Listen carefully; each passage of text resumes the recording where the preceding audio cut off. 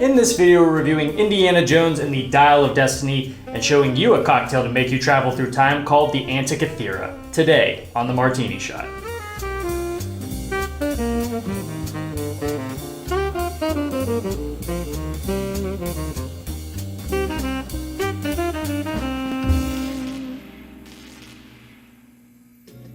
Hello and welcome to the Martini Shot, home of movie reviews and movie-themed cocktails. My name is Brandon.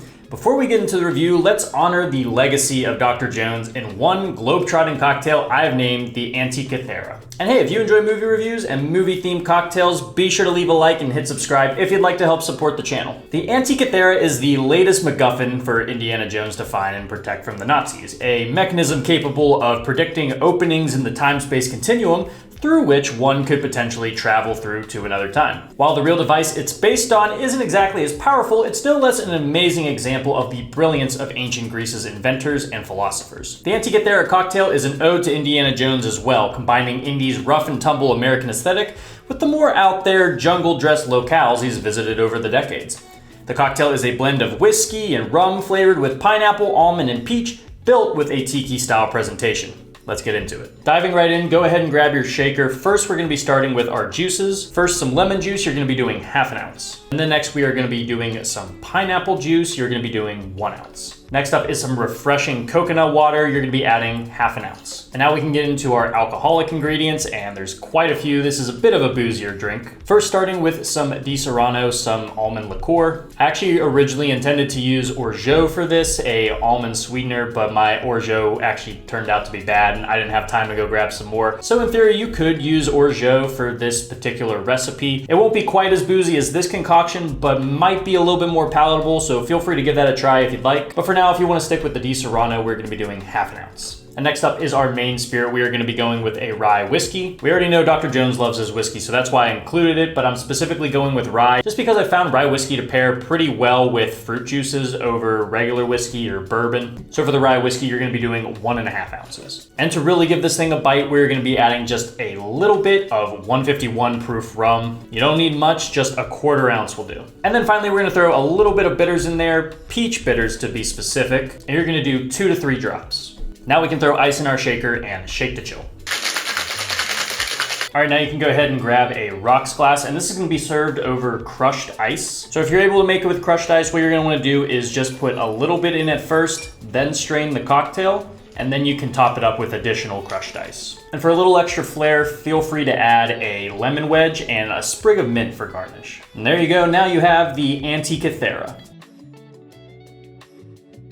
Like a lot of cocktails that use pineapple juice, the pineapple is probably what you're gonna taste first, but it has this really nice evolution where it goes from this really refreshing taste to something with a little bit more of a bite. The burn of the rye whiskey definitely comes through, along with a little bit of funkiness from that overproof rum, and then you start to pick up on a little bit more of some of the other flavors. You get a little bit of the lemon, a little bit of the peach. That distinct taste of almonds coming from the Di Serrano kind of comes in at the back end and kind of lingers on your tongue a bit. It pairs really well alongside some of the other flavors working here. Of course, the tropical ones are the obvious ones. But yeah, what I like the most about this cocktail is how it kind of has that very easygoing first kind of flavors that's going to hit your tongue with the pineapple, and then it starts to evolve into something a little bit stiffer. This one definitely packs quite a punch. You definitely want to be careful drinking some of these. But yeah, overall, I think this is a good mix of being very spirit forward and also being a little bit tropical. Now that we have our drink, let's dive straight into the review of Indiana Jones and the Dial of Destiny. Indiana Jones is one of the most iconic characters in all of American cinema,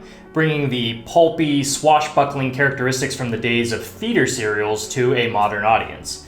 The brainchild of George Lucas and Steven Spielberg has ventured across screens and other mediums for the better part of 4 decades, but many people assume that we had seen the last of the character after the 4th film in the series, Kingdom of the Crystal Skull, was released in 2008. And while the film isn't as revered as the previous 3, it if anything gave the character a somewhat satisfying ending. Yet there were still rumblings among moviegoers that another film was needed, something to really be the big send-off for an icon that could confidently close the books on the legendary franchise. Well, it only took 15 years to get there, with a now 80-year-old Harrison Ford returning to reprise the character for what people are once again saying is the final time. And if Crystal Skull wasn't more than enough proof that it was time to hang it up, the Dial of Destiny solidifies it. and not exactly in a good way. The Dial of Destiny is home to everything we know and love about the Indiana Jones franchise. Country-spanning adventures, dramatic action set pieces, scrappy sidekicks, big beefy henchmen, and one-punch knockouts. Yet the magic of the original trilogy and hell, even Crystal Skull, are sorely missing, with much of the film's practical production being substituted with rubbery special effects, unconvincing CGI backdrops, and a sprinkling of lifeless de-aging. This glossy, overproduced sheen does not fit the film well, while the film's long story is filled with a heavy sense of been there, done that, leading to an underwhelming conclusion to one of film's greatest characters. Set in 1969, an elderly and weary Dr. Henry Jones has left the days of adventuring behind him, wallowing about as a college professor as the world threatens to leave him behind. That is until his goddaughter, Helena Shaw, approaches him about the findings of Archimedes' Dial, an artifact found by Jones and her father that has the rumored power to allow people to travel through time. The two's rocky relationship runs parallel to a group of secret Nazis also searching for the dial, igniting a race across land and water to unlock the secrets the device may possess. If there's one person I can't really fault here, it's Harrison Ford. The man obviously has a deep connection to the character. You can see it in interviews and press junkets, and it always kind of makes me laugh seeing the night and day comparison between how he talks about Indiana and how he talks about Han Solo. Here you can really tell Ford isn't phoning it in, doing everything in his ability to make this performance work despite his age. Even if the story doesn't do him too many favors, Ford's grumpy old Indy carries a genuine sadness to him. His personal life didn't turn out ideal, and with man about to set foot on the moon for the first time, the days of studying the history of the planet we're on now seem to be fading away. Even if he can't move around like he used to, the character work from Ford has never been better. While the side characters don't feel as memorable to past offerings, they're at least serviceable and don't completely sink the ship. Phoebe Waller-Bridge does a decent job as Indy's goddaughter Helena, bringing a decent foil to Jones that never feels like she's trying to usurp the titular character, but does manage to light a fire under his ass to get him going. It's no Fleabag, but it's fine enough. We also get another child sidekick akin to Short Round in Teddy, although I don't think his chemistry with the leads lends itself to anything too emotional or humorous. As for the villains, I mean, they're Nazis. Maybe not as loud and proud as past iterations, but they still fit the archetypes we've grown accustomed to. I love Mads Mikkelsen, but his villain Dr. Schmidt isn't all that terrifying or interesting. His motives feel super unclear, and the performance, while serviceable, just doesn't allow him to stand out among the other heart pullers and Cate Blanchett's haircut. He's flagged by a few cronies like the aforementioned big muscle head and a trigger-happy mustache that, I'm not kidding, has such a thick southern accent that I could not tell what he was saying for most of the movie. And I'm from the South. Could have just used a little bit of inflection there. One of the things I admire the most about the past Indiana Jones films is the action set pieces and stunt work. While not always super clean, there was always a clear and present sense of danger, thanks in part to the practicality behind each scene. Obviously, stunt work has changed a ton since then with regards to safety and all that, but it's hard to argue the quality of some modern action has definitely taken a dive. Films like John Wick managed to make it work for less money, so there's no excuse why a film like this can't manage it. Most of the action sequences here have this uncanniness to them, never feeling truly present while being populated by computer-generated ragdolls. The opening train sequence occasionally feels exciting, but you're always painfully aware the actors are on a soundstage or in front of a green screen.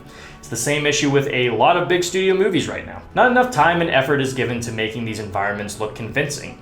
It doesn't help that we've got to look at a lot of fake indies too. The de-aging here just isn't all that convincing. It's little things like the inside of his mouth not being properly textured that really ruins the mystique for me. In present day scenes, we get a lot of face graphing on his stunt doubles that in motion are unconvincing.